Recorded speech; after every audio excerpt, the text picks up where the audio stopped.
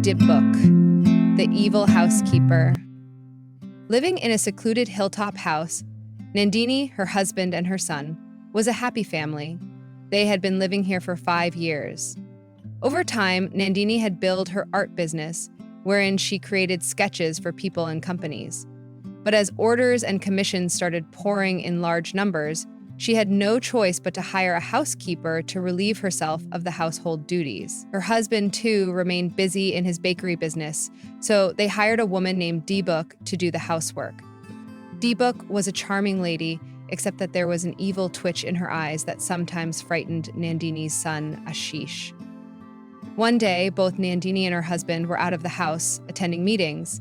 They had left Ashish in the care of Dibbuk.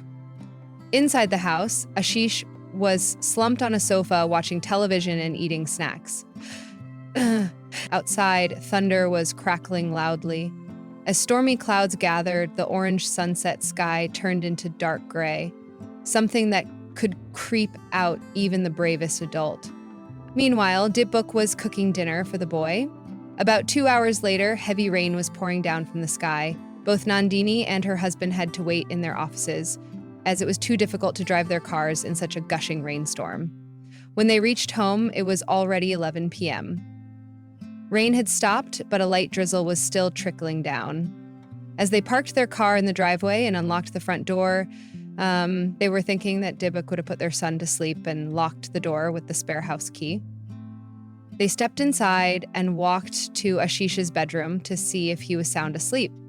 But as Nandini entered his room, the boy appeared to be awake.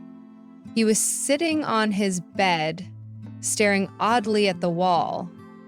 She patted his shoulders, and suddenly he flew upwards and started screaming in ghostly voices. His parents became worried at his unusual behavior. Even when they tried to calm him down, he kept on screaming, sometimes even scratching and biting them.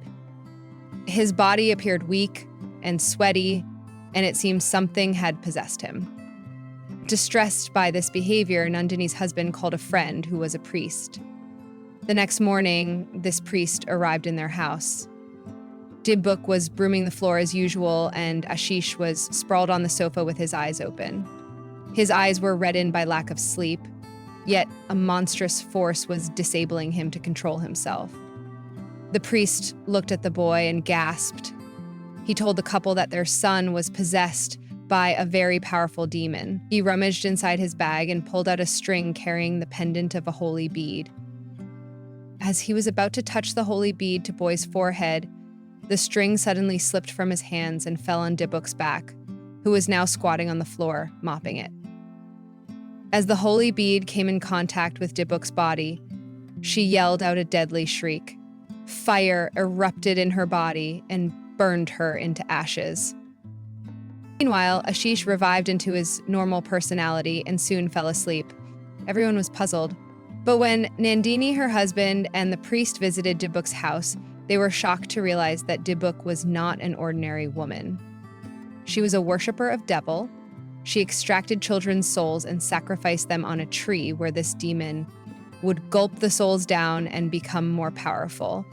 Dibbuk was Diablerie. Diablerie means sorcery, black magic, or witchcraft connected with devils.